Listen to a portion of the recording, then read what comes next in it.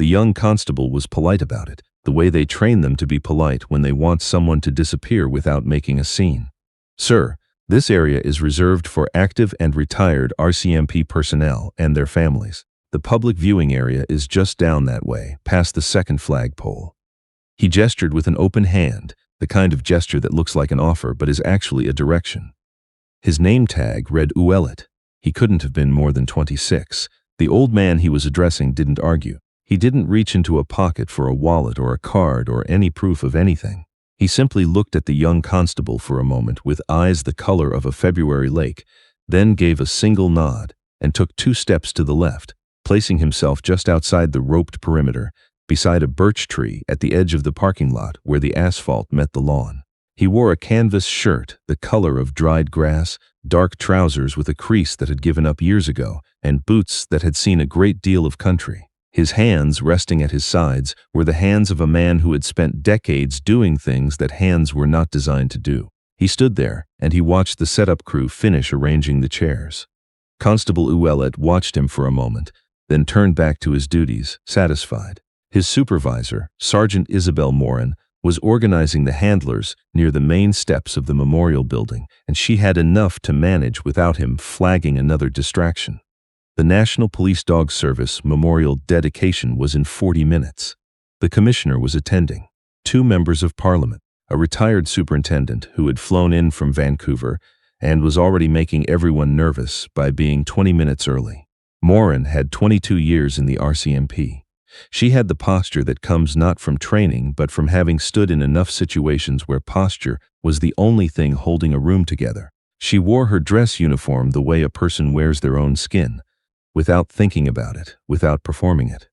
She was briefing the 6 dog teams who would march in the procession, and she was doing it in the clipped, unheard cadence of someone who had given this particular kind of briefing before. The dogs were something to see.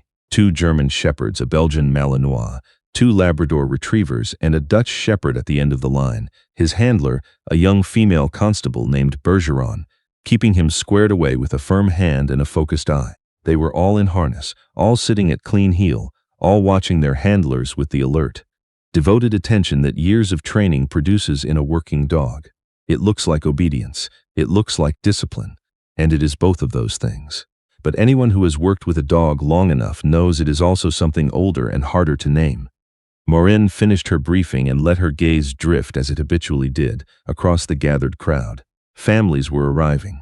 A television crew from CBC was positioning a camera on a riser to the right of the stage. Several retired members stood in small clusters, trading the half-sentences of men and women who share a long history and don't need to finish their thoughts. Her eyes landed on the old man at the tree. She noticed him the way she noticed everything, not with alarm, but with the steady accumulation of detail that was her professional habit. He was out of place. Not badly out of place, not dangerously, but there was something about the way he stood that didn't fit the category she had automatically assigned him to, which was harmless civilian, lost or overeager, a relative who had wandered from the family seating. He was too still, not the stillness of someone waiting patiently for a bus.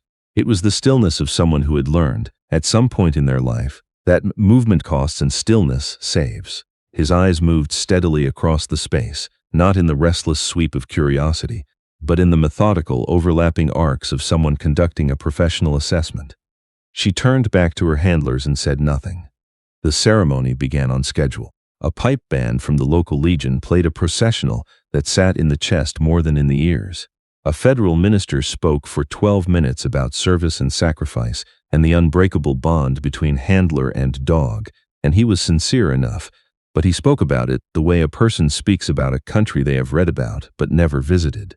He used the words partnership and asset in the same paragraph, which told Morin everything she needed to know about how much of this he actually understood. The old man at the tree had not moved. She checked him again during the second speaker, a retired chief superintendent named Gagnon, who had more credibility but a worse microphone technique. The old man was watching the stage with an expression she couldn't quite read from this distance. Not boredom, not the bright-eyed attention of a civilian impressed by ceremony. Something quieter and more interior, like a man reading a letter from someone who had been dead a long time.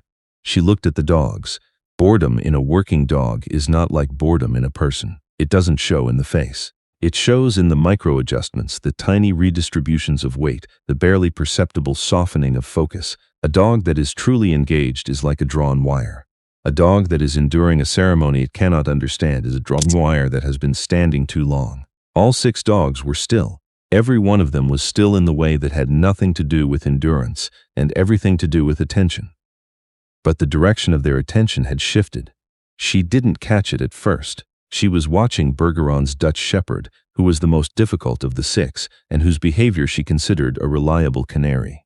He was sitting rigid at heel, his handler's hand resting lightly on his shoulder, and his eyes were pointing not at Bergeron but at the parking lot, at the birch tree, at the old man. Morin looked down the line. The Malinois, both shepherds, the Labradors had their noses up, working the air with quick, silent precision. Every dog on the line had their attention fixed on the same point, with the same quality of focus that a working dog gives to a scent it has been trained to find and will not give up until it does. The handlers hadn't noticed yet.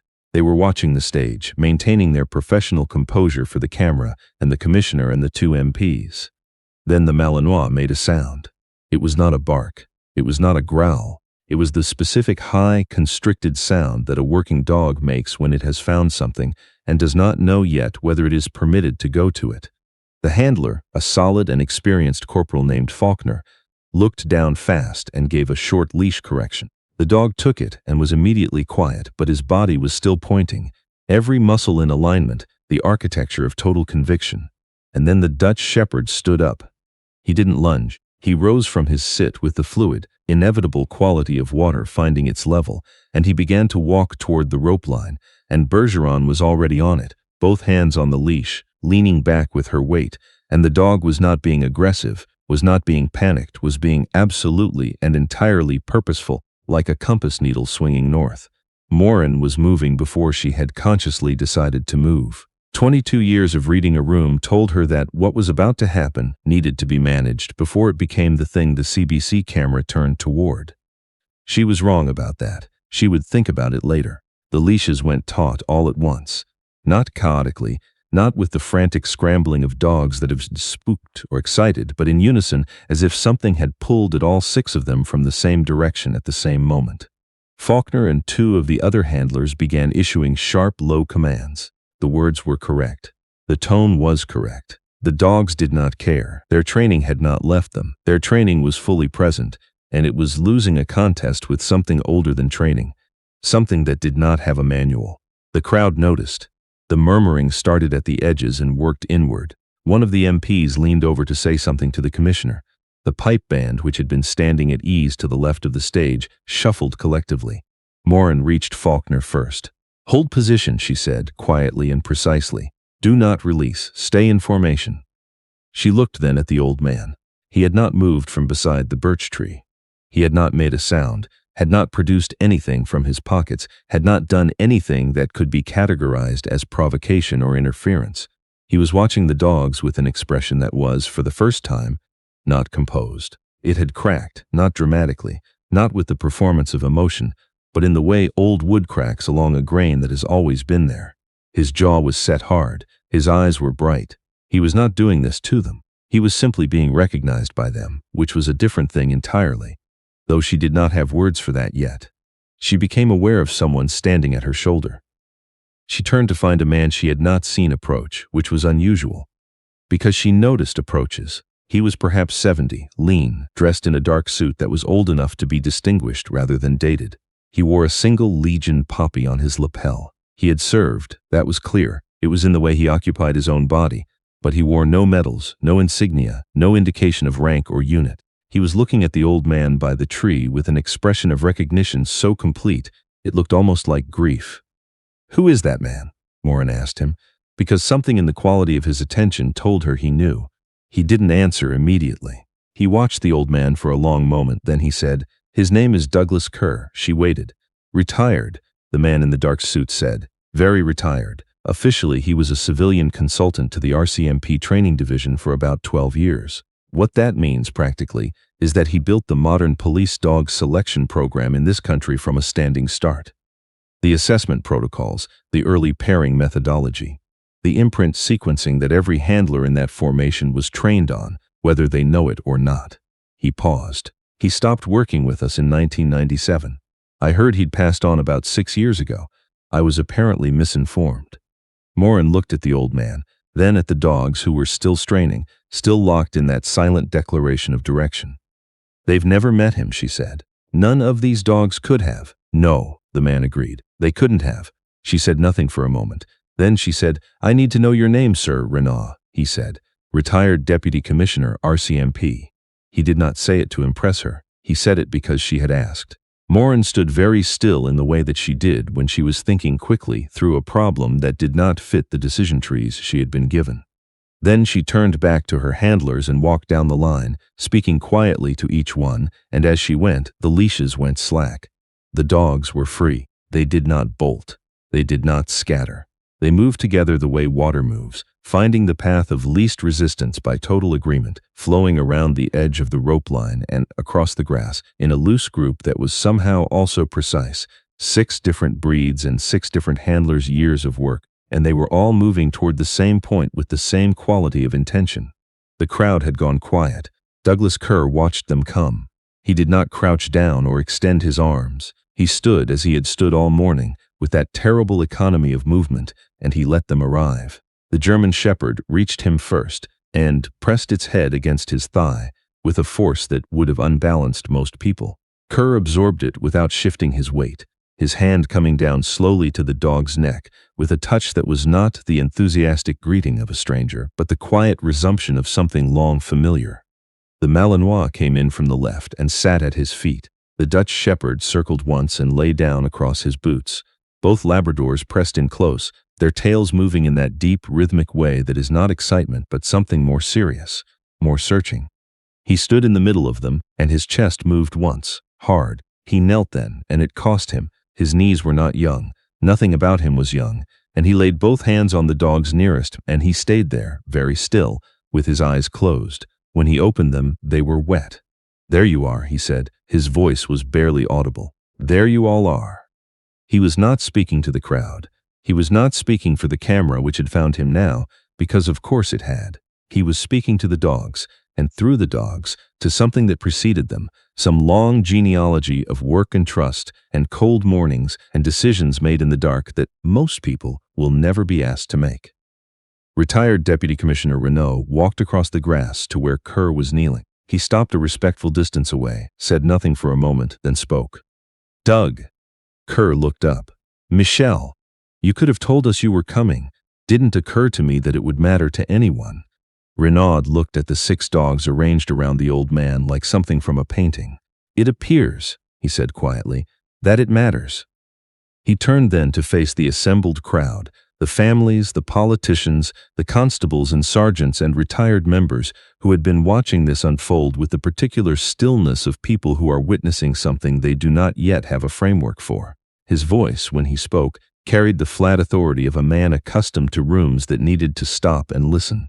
Ladies and gentlemen, he said, I'll ask your indulgence for a moment. I want to tell you something about the man you're looking at, because you deserve to know it, and because he would not tell you himself. He let the pause settle. Douglas Kerr is not a public figure. He's never been a public figure. He made a deliberate and sustained effort over the course of his career to remain invisible, which is why almost no one in this crowd will recognize his name. But I want you to understand what that name represents. He clasped his hands at his back. The wind moved through the birch tree. In the early 1980s, the RCMP's working dog program was on the edge of being dissolved entirely. Budget pressure, administrative disagreement about the utility of the program, a string of operational setbacks. The decision was essentially made. And then a civilian consultant, a man who had spent 15 years working with military and law enforcement dog programs across Canada and overseas, came in and said that the program wasn't failing because the dogs weren't capable. It was failing because we didn't understand them. He spent the next decade proving that. He rewrote the selection criteria. He developed the early bonding protocols that are now standard across every police dog program in the country. He established the breeding lines that produced the predecessors of every dog you see in this park today. He stopped. I don't mean that loosely. I mean it precisely. The lineages he selected and developed are the lineages these animals come from. They have never met him, but they know what he is. Maybe by scent, maybe by something in how he moves, maybe by something that doesn't fit neatly into our categories. But they know. Sergeant Morin was standing at the edge of the formation, watching Kerr with the dogs. He was murmuring to the Dutch shepherd now, something she couldn't hear. His rough hand moving along the animal's back with the authority of someone who has spent so much time with a particular creature that the motion has become unconscious. Bergeron, the young constable who handled the Dutch shepherd, was standing nearby with her hand over her mouth and her eyes very bright. Faulkner, who had been handling the Malinois for 4 years and was not a demonstrative person, had removed his cap and was holding it in both hands, turned down. Morin thought about all the mornings, not the celebrated ones, the ones that ended in commendations and press releases and photos with city officials, the other ones, the long ones, the cold ones, the ones that began at 2 in the morning and ended without resolution and required you to walk back to the vehicle and tell your dog in a calm voice that it was okay. We'll try again, even when you were not sure that was true. The ones where the dog found what no person could find, where something non-verbal and non-transferable passed between the animal and the handler, and the outcome changed because of it, because of that connection that no policy document could ever fully describe. She had spent 22 years benefiting from work she had not known existed, done by a man she had never heard of, and the animals in her charge were telling her something about that, in the only language they had. The event organizer, a young woman named Chartrand, who had been managing this ceremony for 3 months and had a laminated schedule that now meant nothing, came to stand beside Morin. Her clipboard was hanging at her side. She had been preparing to intervene when it started. She had not intervened. I sent him to the public area, she said. Her voice was small. At the beginning, I sent him to stand behind the rope. You didn't know, Morin said. No, Chartrand said, but I was quite firm about it. Morin said nothing. They watched Douglas Kerr slowly, effortfully bring himself back to standing. He straightened by degrees, his hands finding his knees, and then he was upright, his shoulders level, his eyes clear. He looked around at the dogs with an expression that was composed again, but differently composed than before, not closed down, just settled, like a room after a window has been opened and then closed, carrying a trace of the outside air. He looked at Renaud. You're going to make a fuss about this. I am absolutely going to make a fuss about this, Renaud said. Kerr made a sound that was almost amusement. He looked down at the dogs. His expression shifted, became something more instructional, still tender but purposeful, and he spoke to them in a low, clear voice, a single phrase, and they rose together and turned and walked back to their handlers, and the handlers received them with a new kind of attention, quieter, more careful, the way you handle something when you have just understood what it is worth. Chartrand stepped forward. She had rehearsed several professional openings for difficult situations over her career. None of them fit. Mr. Kerr, she said, I owe you an apology. He looked at her. His eyes were direct and without malice. For doing your job, he said. No, a ceremony like this doesn't run itself. I was in the wrong area. You were right. She opened her mouth and closed it. It's a good memorial, he said. He looked at the building, at the names on the granite face of the wall, the long scroll of dogs who had worked and died in the service of something they understood in their own way. It's a fine thing to build. Don't let anyone tell you that what you put into it was wasted. He held out his hand and she shook it, and she would think about that handshake for a long time afterward. He turned to Renaud. They spoke briefly in the shorthand of 2 old men who have known each other through decades of shared work, an economy of reference that would have been opaque to anyone listening. Then Kerr nodded once and turned to go. Morin moved to intercept him. She wasn't entirely sure why. She stopped in front of him, and she looked at him. This man in his worn canvas shirt. This man who had stood quietly at the edge of a ceremony that existed because of him, who had not introduced himself, had not claimed his seat, who had been directed to stand behind a rope and had done it. Sergeant Isabelle Morin, she said, 22 years in the service. He looked at her steadily. A long time, he said. My partner, she said, and she gestured toward the shepherd now sitting calmly beside Faulkner. He came out of a breeding program I never thought much about. None of us did. We were just grateful to get a good dog. He waited. Thank you, she said. I don't have a better way to put it than that. He was quiet for a moment. Then he said, "You have good people in your unit and good dogs. The pair of them at the end, the Dutch Shepherd and your young constable. Keep an eye on that team. There's something there worth developing." He said it not like a compliment but like an observation recorded in a log, something noted because it was factually true and professionally relevant. He said it the way a person speaks who has spent a lifetime measuring exactly this, who knows the difference between a dog that is performing and a dog that has understood something. Then he said goodbye to no one in particular and walked away across the grass, his boots leaving a track in the soft ground at the edge of the lawn, and the crowd parted for him, not because he asked them to, but because something about the way he moved suggested that this was a man who had been going places for a long time and was not accustomed to being stopped. By the time Renaud turned to say something further, he was gone.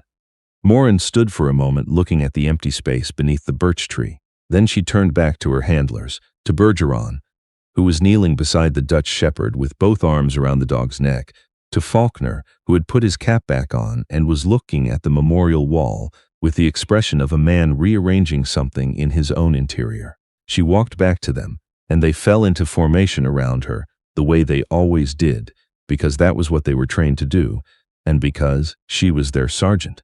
But something had shifted in the composition of the group, something that wouldn't appear in any report, something that would take years to fully understand.